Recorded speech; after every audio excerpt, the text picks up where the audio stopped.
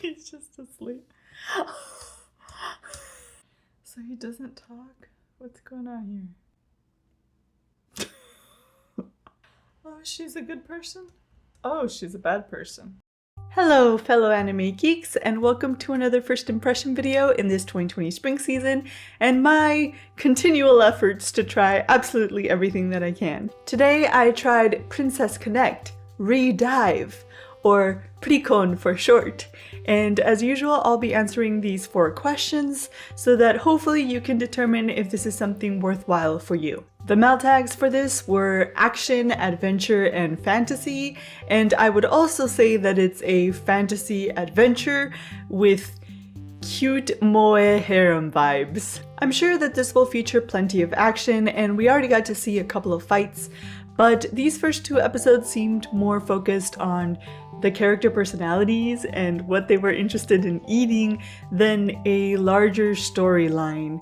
And the fights were less heart-racing and more comedic, so in that respect almost reminded me of Konosuba. There is an infinite amount of cute girls in this anime, so I almost thought that the source, the game for this, was a galge, but no, it's a legit real-time action RPG where you can choose different characters to form clans and perform raids and quests. So I guess the game design itself is just more on the cutesy side. But there was a hint for a larger plot line. In the very beginning scenes of the first episode, our player character wakes up and there seems to be a reason for him going down to this world. The girl that he meets says that she is undergoing repairs. I don't know what that means or what sort of entity she is. Also, his guide character says that he's trying to restore his powers to what they were. As far as what makes this anime unique, I would say one of the things is the magic system. Not really anything has been explained for it, but I thought it was really interesting to do a translation of the game mechanics by giving our protagonist or the player character this sort of activation skill for his party. This anime actually seems to be doing a good job of trying to take these game elements and transform them and create a proper narrative. Maybe it's because a manga adaptation has been created for this franchise back in 2019, but I certainly think that the protagonist's memory loss is the perfect exposition device for this type of story and for a game. We also got to see some flashbacks in these first couple episodes, and I thought that was an interesting way of introducing the game lore, because presumably they're the player character's previous life from the game prequel, Princess Connect. I was also surprised by the amount of comedy in this.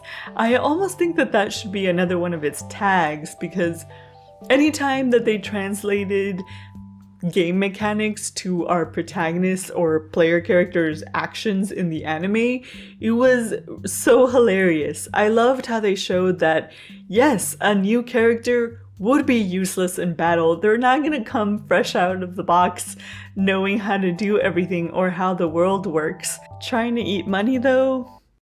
Overall, I'm pleasantly surprised. It's cutesy, like many others this season. It's based on a game, and it's pretty harem-like, and they decided to randomly bring in the food element as well, but I don't hate it. There's a sort of self-awareness and comedic outlook to this that I appreciate, but I still don't know if I would say that this is my sort of thing. I kind of feel like it would be recommending a reverse harem to a guy friend, not really the intended audience. But if you are already a fan of this franchise, I don't think that you'll be disappointed. Or if you like cute girls with swords and fun action, you might like this one too. And on that note, I'll catch you in the next video. Derpy dogs. That's how I eat onigiri. Is he gonna bullfight? What's he doing?